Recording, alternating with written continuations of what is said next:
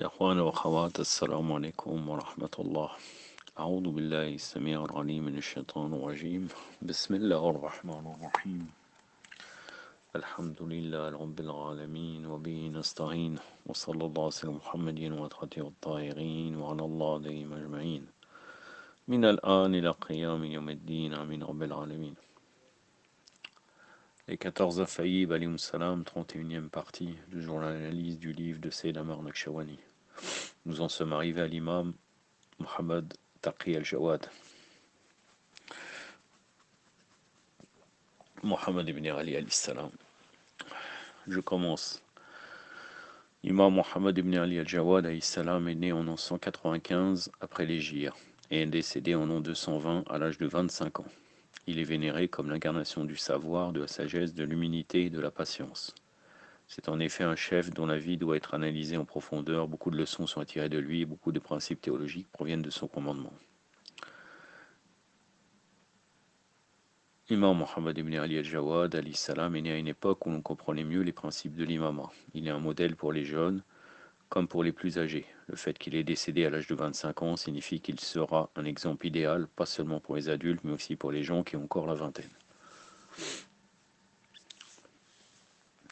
Hélas, beaucoup de ces gens qui ont 20-25 ans sont incapables de discuter de la vie d'Imam Jawad alayhi salam. Beaucoup n'ont pas examiné sa vie en profondeur, alors que si on regarde sa vie de près, on trouve certains échanges des plus approfondis sur la loi islamique, la théologie et l'éthique de son époque. Aussi est-il nécessaire pour nous d'analyser sa vie en profondeur et d'essayer d'appliquer le plus possible ces principes dans notre discussion. Aujourd'hui. Comme d'habitude, comme vous voyez, il me semble pratiquement à chaque infaillible, Sayyid Amar Naqshawani nous répète encore une fois comme qu'on ne connaît pas bien et tout. Dans beaucoup de cas, on a été déçus de ce qu'il racontait, mais Inch'Allah, on espère que ça soit positif. Donc là, il va discuter sur ses parents. Je commence. L'imam est né en l'an 195 après l'Hégire, ce qui veut dire que son père, Imam Ali ibn Musa Rida alayhi salam, avait 46 ans, quand Imam Jawad alayhi salam est né.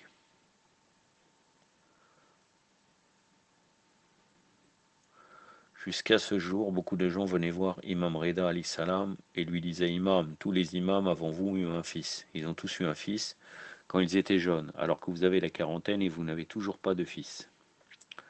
Beaucoup remettaient en question l'imama d'Imam Rida alayhi salam à cause des activités d'un groupe appelé les Waqifiyya, qui croyaient que l'imama s'arrêtait avec Imam Moussa ibn Ja'far alayhi salam. J'en ai parlé précédemment.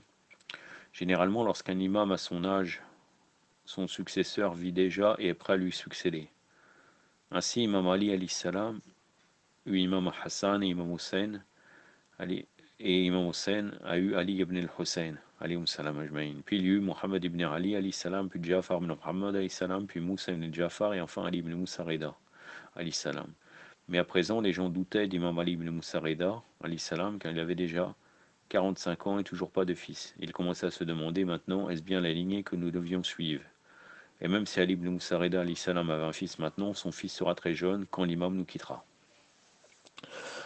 Toujours la problématique de savoir qui succédera à l'imam. Si vous lisez dans Firak-Shira de Nobokti, vous allez voir que il y a énormément de groupes qui sont sortis après chaque imam. Ils sont sortis du schisme du Haut-Décimain en suivant tel ou tel, en ayant telle ou telle pensée déviée. C'est énorme. Et donc là, il est en train de parler encore de cette problématique-là. Et la problématique que Imam Moussa Rida alayhi salam, à 45 ans, il n'avait pas de fils, donc il y avait des doutes sur lui. C'est pourquoi un certain nombre de compagnons de l'imam commençaient à lui demander: Imam, avez-vous déjà un fils? Non, nous n'avons pas encore de fils, répondait-il. Et on continuait à lui demander: Imam, avez-vous déjà un fils? Non, nous n'avons pas encore de fils. Imam, avez-vous déjà un fils? Non, nous n'avons pas encore, non, nous n'avons pas encore de fils. Imaginez que votre femme ne nous a pas encore donné le fils et que les gens s'incrustent dans votre vie en vous demandant constamment: avez-vous un fils? Avez-vous un fils? À chaque fois, Imam Ali al-Rida alayhi salam répondait: Allah subhanahu wa ta'ala décidera quand naîtra mon fils. Finalement, lorsque l'imam Ali al-Rida avait 45 ans ou 46 ans, les ouvrages de hadith rapportent qu'Imam Jawad alayhi salam naquit. L'histoire mentionne qu'Imam Ali al-Rida alayhi salam, comme d'autres imams, ont épousé une femme d'Afrique. Certains livres disent qu'elle s'appelait Khayzaran, tandis que d'autres disent qu'elle s'appelait Sabiqa. Cette dame était considérée comme l'une des plus pieuses dans l'école de Ahlul Bayt, alayhi salam. Finalement, Bibi Sayyida Sabiqa donna naissance à un fils.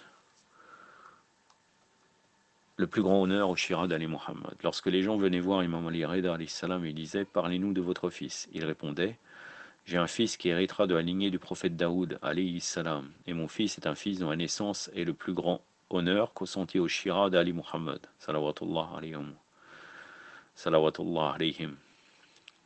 Pourquoi est-ce que Imam Ali al-Rida alayhi salam disait que la naissance d'Imam Jawad alayhi salam est le plus grand honneur attribué à tout adepte d'Ali Muhammad?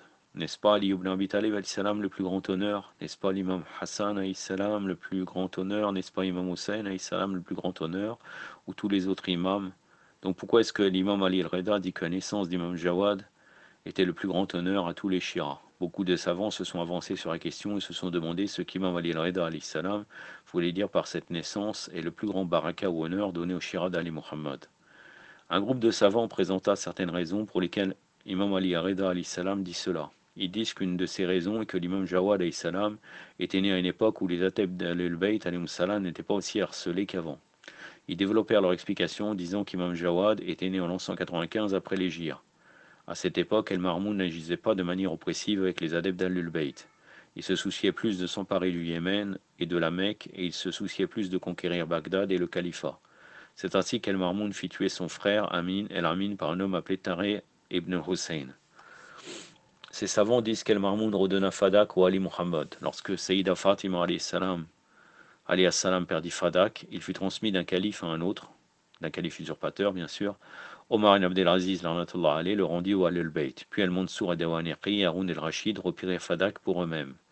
Lorsqu'El Marmoun vint au pouvoir, il vit Fadak et dit: où sont les fils de Fatima az-Zahra alayhi salam? Les voilà ces fils, répondirent-ils.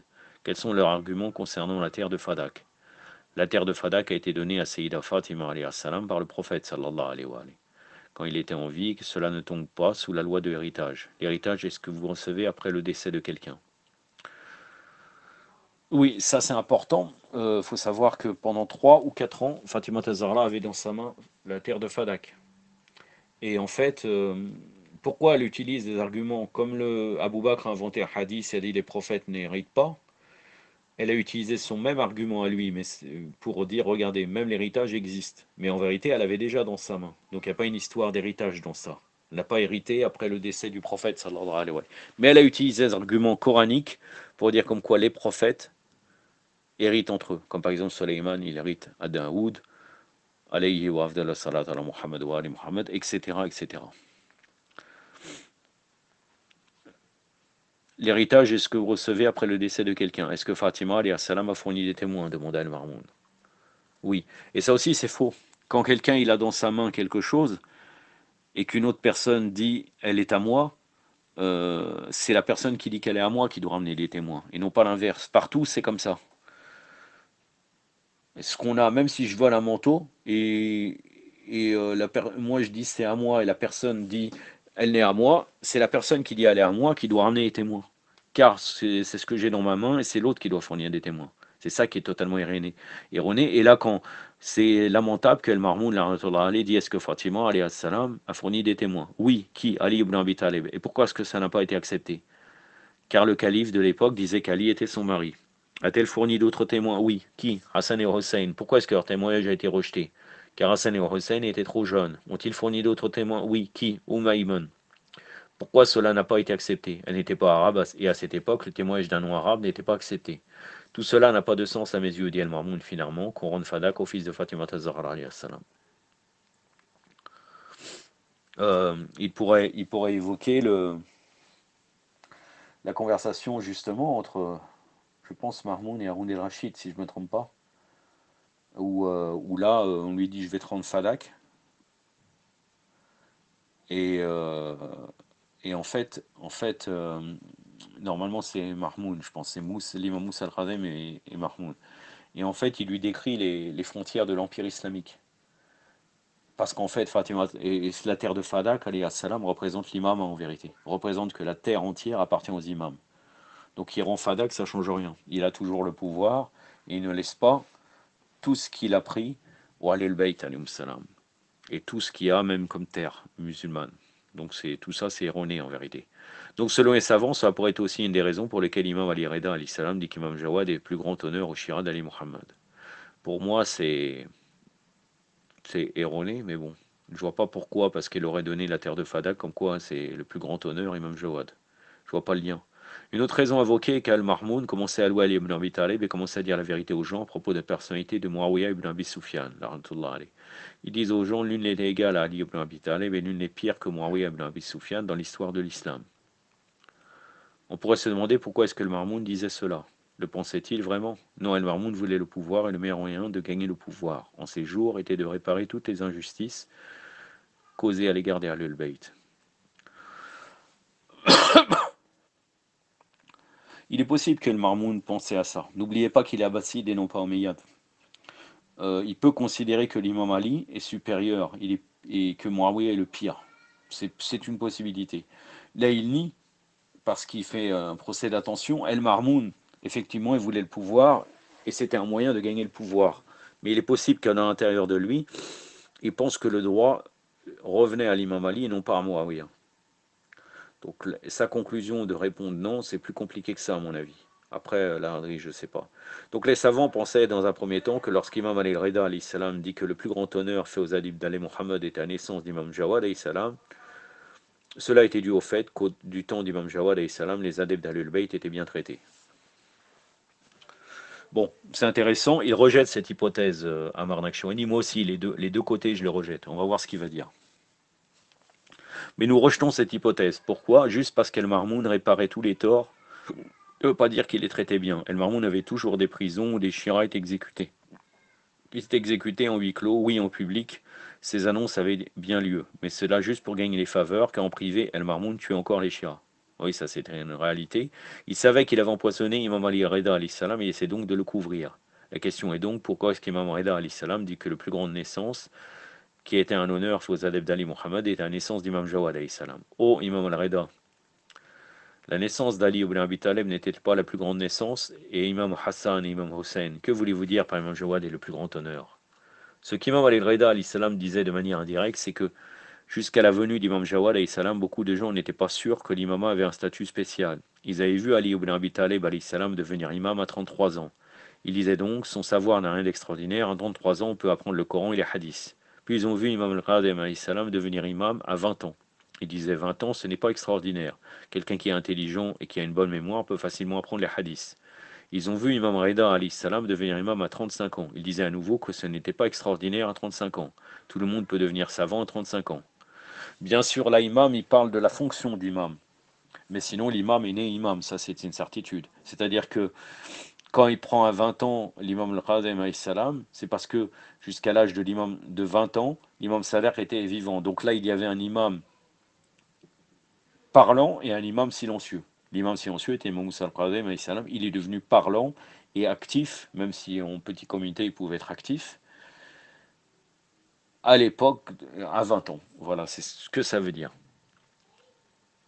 Lorsqu'Imam Reda salam dit que le plus grand honneur fait à nos Shira était la naissance d'Imam Jawad salam, c'est parce qu'Imam Jawad, à l'âge de 8 ans, a démontré à quel point est-ce que la connaissance dont dispose les Ali Muhammad est absolument plus élevée que celle de quiconque d'autre autour d'eux. Avant cela, personne n'avait jamais entendu parler d'un imam de 8 ans. Bon, c'est pas mal. C'est une réponse qui tient le bout pour moi. Je vais continuer.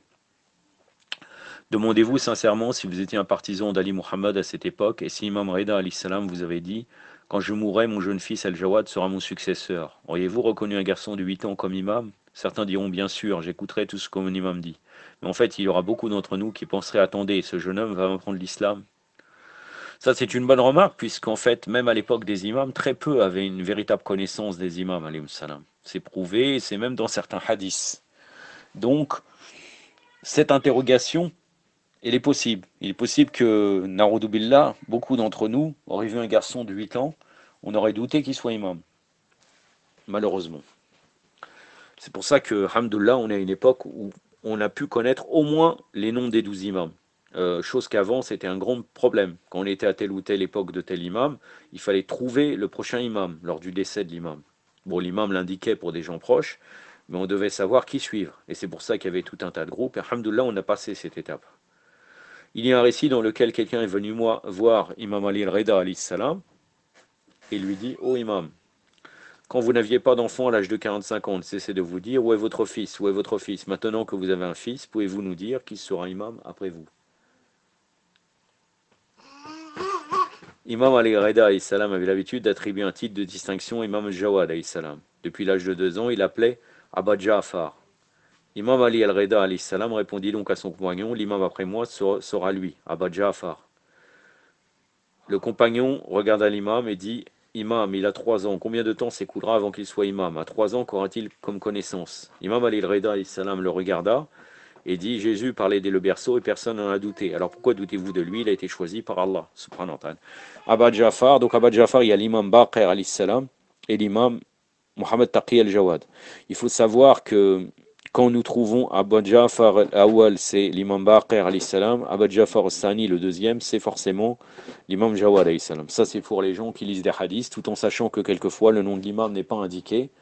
Donc on peut le retrouver. J'avais déjà indiqué comment retrouver à travers ses compagnons, etc., etc. J'ai répété ça, j'ai répété ça maintes et maintes fois, car c'est très utile pour ceux qui lisent les hadiths.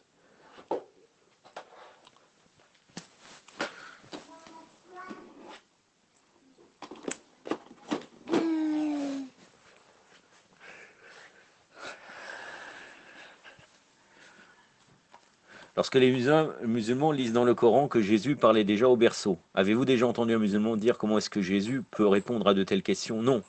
Mais ce qui est drôle avec le monde musulman, c'est que nous pouvons avoir beaucoup de principes du Coran et nous appliquons jamais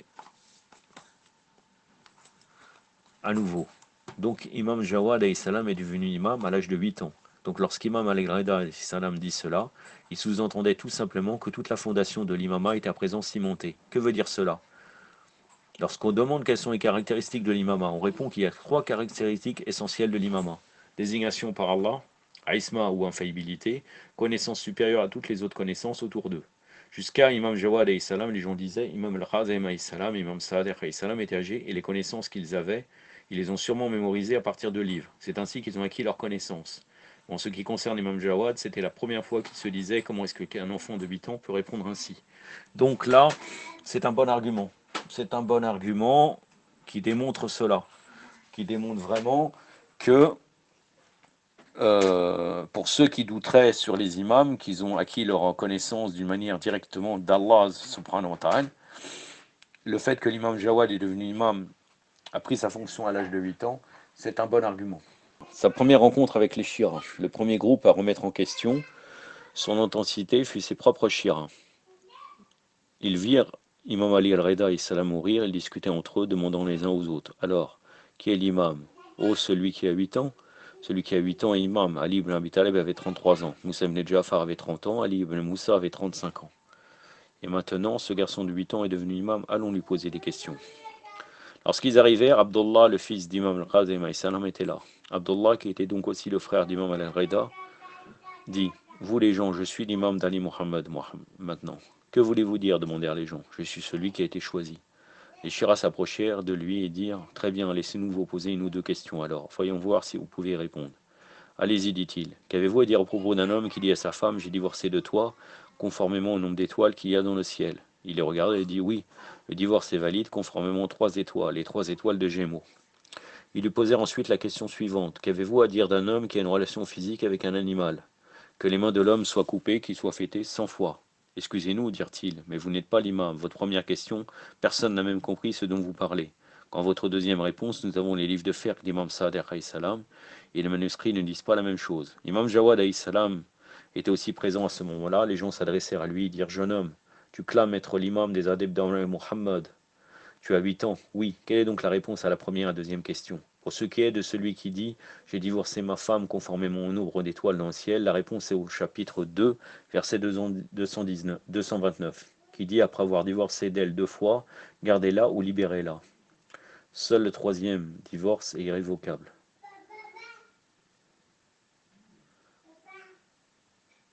Ce qui veut dire que l'homme qui dit cela n'a divorcé d'elle qu'une fois si les prérequis appropriés sont présents.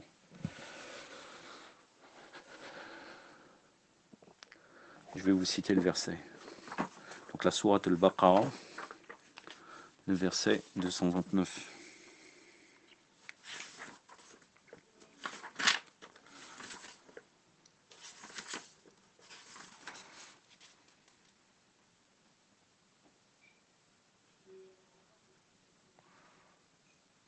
C'est le début du verset. A'udhu billahi samir al-alim minash shaitanir rajim. Ittalaqu maratayn fa imsaku bil ma'ruf wa tasirum bil ihsan. Sadaqallah wal aliyyul azim. Bon, j'ai du mal à comprendre la relation avec les étoiles, mais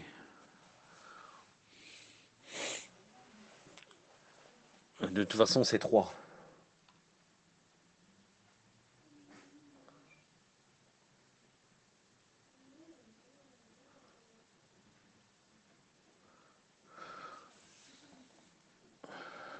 Donc ils disent oui, dirent-ils, c'est ce que le Coran dit. Et à propos de notre deuxième question, la punition est à la discrétion du juge de l'État islamique, et l'animal doit être marqué de manière visible, doit être banni de la terre afin qu'il ne vienne pas embarrasser davantage l'homme qui accomplit cet acte. Très bien, nous t'acceptons comme imam. Sa première rencontre avec El Marmoun. El Marmoun avait à présent un problème. Imam al-Raida est décédé, et les gens disaient qu'El Marmoun était celui qui avait causé le décès d'Imam al-Raida. El Marmoun tentait maintenant de couvrir son acte. Il rencontra Imam Jawad. Pour la première fois, il réalisa que cet enfant n'était pas un enfant. Il y avait quelque chose de spécial en lui. El Marmoun faisait du cheval et des enfants étaient assis dans la rue. Lorsqu'El Marmoun vint, tous les enfants s'enfuirent à l'exception d'Imam Jawad. El Marmoun regarda cet enfant, ne sachant pas qui il était. Il dit: Jeune homme, pourquoi ne bouges-tu pas? Ne vois-tu pas que mes soldats et moi, nous faisons du cheval dans la rue? Imam Jawad le regarda et dit: Il y a deux raisons pour lesquelles je ne bouge pas. La première, c'est que les rues sont assez larges pour que vos chevaux aillent de l'autre côté. Et la deuxième, c'est que je vous ai rien fait de mal pour vous fuir. Je vais donc rester ici, la rue est large. Très bien, dit El Marmoun. Et comment t'appelles-tu? Je m'appelle Mohammed, dit Imam Jawad. Très bien, dit El Marmoun. El Marmoun allait à la chasse, il y avait un faucon sur la main. El Marmoun aimait son faucon. Après la chasse, sur le chemin du retour, il vit Mohammed et dit: Jeune homme, tu m'as l'air d'un jeune homme plein de sagesse. Oui, bien sûr, que voulez-vous savoir? Je veux te demander pourquoi est-ce que Allah a créé les faucons. Oh, mais plutôt que de me dire ça, je veux que tu me dises quelque chose d'autre avant. Oui, de quoi s'agit-il? El Marmoun serra le poignet, le tendit à l'imam et dit: Dis-moi ce que j'ai dans la main en ce moment.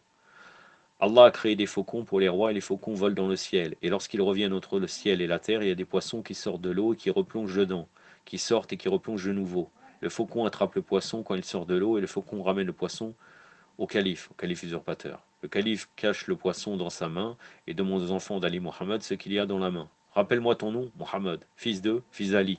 Ali, fils de Moussa ibn Jafar, fils de Mohammed, fils d'Ali, fils de Hossein, frère de Hassan, fils d'Ali, fils de Mohammed, choisi par Allah subhanahu wa ta'ala. Tu dois épouser ma fille, lui dit Al-Marmoun. Pardon? Tu dois épouser ma fille, j'ai une fille, al-Fadl. Je ne veux pas que quiconque l'épouse.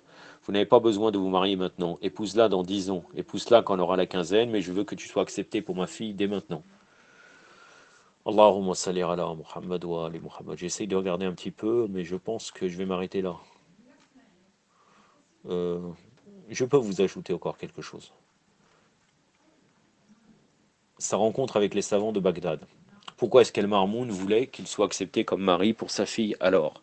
C'est une question intéressante. Tout d'abord, il voulait garder un œil sur ce jeune homme, car il savait que s'il laissait cet homme en liberté, le gouvernement d'El Marmoun serait menacé par lui. Ensuite, il voulait un fils de ce jeune homme, un jour afin de pouvoir unir la ligne abbasside à la ligne alide.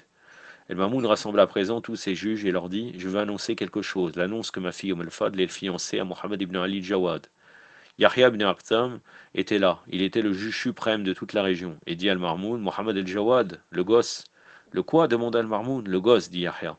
Ne dis pas ça de lui, je te dis qu'il vient d'une école de savoir choisie par Allah. Que veux-tu dire? Un gosse, c'est un gosse. Avoir 8 ans, c'est avoir 8 ans. Tu vas donner au Al-Fadl à lui? Sois patient, un temps, un des grands savants. Alors pourquoi ne testes-tu pas? Que veux-tu dire? Eh bien, tu dis que c'est un enfant. Pourquoi n'amènes-tu pas chaque alem, chaque savant de Bagdad, discuter avec lui? Avant Imam Jawad salam, les prérequis de l'imama ont été vivement débattus. Lorsqu'Imam Jawad salam apparut, il devint évident que les imams étaient bien choisis par Allah. Est-ce que l'imama d'Imam Jawad salam était difficile à accepter pour les chiens infidèles? Non. On croyait en lui, mais d'autres comme le Zaïdi Qasim el-Rassi, précédemment mentionné, doutaient qu'il soit imam légitime. Ainsi Yahya dit: Très bien, j'invite 900 des ulama de Bagdad que celui de 8 ans nous affronte tous. Ces 900 ulama de Bagdad étaient des maîtres en fiqh. Ils avaient abordé et étudié la loi islamique de manière intensive depuis des années. Imam Jawad alayhi salam vint donc et la scène était prête. Yahya ibn Aqsam dit: Mohammed ibn Ali, c'est bien ton nom, n'est-ce pas? Oui. J'ai une question à te poser. Laquelle? Qu'est-ce que kafara, l'expiation pour quelqu'un allant chasser en état d'Iram? Certains d'entre nous, dans leur quarantaine et leur cinquantaine, ne peuvent pas répondre à cette question. Il y a certains d'entre nous qui ne savent même pas ce que veut dire kafara. Et étudier les lois en lien avec l'adoration et le pèlerinage prend des années, n'est-ce pas? Vous ne pouvez pas savoir, à l'âge de 8 ans, ce qu'il en est du kafara, de l'Iram et de la chasse en même temps. Yarka ibn Aqsam demanda donc: quelle est l'expiation pour un pèlerin qui est allé chasser? Et jeta un regard à l'audience, l'air de dire: préparez-vous à l'embarras, vous les gens. Voyons voir si le gosse peut répondre à cela. Imam Jawad alayhi salam dit: votre question n'est pas claire. Pourquoi tu ne peux pas y répondre? Non. Est-ce que le pèlerin est un homme libre ou un esclave? Est-ce pendant la période du Hajj ou pendant l'Umrah? Est-ce de jour ou de nuit? Est-il conscient de son acte ou pas? Est-il ignorant ou pas? Est-ce à la Mecque ou hors de la Mecque? S'agit-il d'un animal sauvage ou pas? S'agit-il d'un animal sauvage? S'agit-il d'un oiseau ou d'un autre genre d'animal? L'imam avança 16 points différents à propos de ce seul problème. Yahya ibn Aqsam était abasourdi. Il pensait que le jeune homme disait que la question n'était pas claire parce qu'il ne connaissait pas la réponse. Mais le jeune homme continua: si c'est un homme libre, il doit faire ça. Si c'est un esclave, alors il doit faire ça. S'il est en période de Hajj, alors ça. Sinon ça. Si c'était de jour, ça. Si c'était de nuit, alors ça. Il répondit à la question en décrivant toutes les expiations pour chacune des situations. Ça, c'est même une sagesse pour nous, parce que fréquemment, des fois, des gens peuvent poser des questions de fiqh et croient que la question est simple, car ils n'ont pas idée de l'ampleur de la question et ses différentes branches, alors que quelquefois, c'est beaucoup plus compliqué que ça. Et des fois, même certaines personnes ignorantes s'engagent à répondre à des questions, alors qu'en fait, l'affaire est beaucoup plus compliquée et on prend des péchés à travers ça. Donc soit on connaît une réponse et on arrive à répondre, soit il vaut mieux se taire. Là, vous voyez, eux, ils ont pensé que c'était une question simple malgré leur savoir, et finalement, l'imam leur montre que c'est beaucoup plus compliqué que ça. À présent, Imam Jawad se tourna vers Yahya et lui dit: laissez-moi vous poser une question. Yahya se dit: je lui ai posé cette question, il m'a trouvé 16 points différents. Je ne sais pas maintenant ce qu'il va me demander. Toute la foule dit: allez Yahya, tu as dit que cet enfant ne sait rien. Imam lui demanda: un homme se réveille le matin et regarde quelque chose qui est haram pour lui. Puis en cours de journée, cela devient halal pour lui. Puis plus tard, cela devient haram pour lui. Puis l'après-midi, cela devient nouveau halal pour lui. Le soir, ça devient haram pour lui. En fin de journée, ça devient halal pour lui. Que regardait-il? Connaissez-vous des enfants de 8 ans qui savent ce genre de choses? C'est rare, n'est-ce pas? Yahya ibn Aqsam dit: je dois admettre que j'en ai aucune idée. L'homme regardait l'esclave de quelqu'un d'autre. Lorsqu'il la regarde au début, elle lui était haram. Il l'acheta donc et elle lui est devenue halal. Il l'a affranchie et elle lui est devenue haram à nouveau. Il l'a épousée, après elle est devenue halal. Et il lui a dit ensuite: tu es comme ma mère. On appelle cet acte d'Irar qui était courant chez les Arabes. Elle est donc devenue haram. Il a payé le kafara et elle est devenue halal. Il a divorcé d'elle et elle est devenue haram. À la fin de la journée, il a annulé le divorce et elle est devenue halal. Allahumma salli ala Muhammad. Ya Jawad Eitra. Masha'Allah. À ce moment-là, Al-Mahmoud regarde à Yahya et lui dit: je te l'ai dit, c'est la personne qu'il faut pour un fille. C'était au début de l'imamah d'Imam Jawad alayhi salam. Pouvez-vous imaginer la pression que subissait ce jeune homme?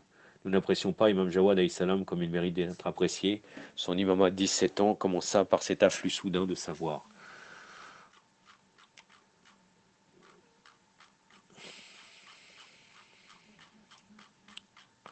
J'essaye de... Oh, c'est bien. La prochaine fois, ça sera même moins long que ça. Mais, mashallah, c'est là vraiment... Il y a un frère qui m'a souligné ça il y a à peu près 4-5 jours. Il m'a dit avec Seyed Amar Naqshbandi, on comprend rien. Il peut dire des choses très très très bien et passer complètement à côté. Là, franchement, j'ai rien à dire. C'est très intéressant ce qu'il a dit. Mashallah. يكتفي بهذا القدر وصلى الله على سيدنا محمد وعلى آله وصحبه وسلم. والسلام عليكم ورحمة الله.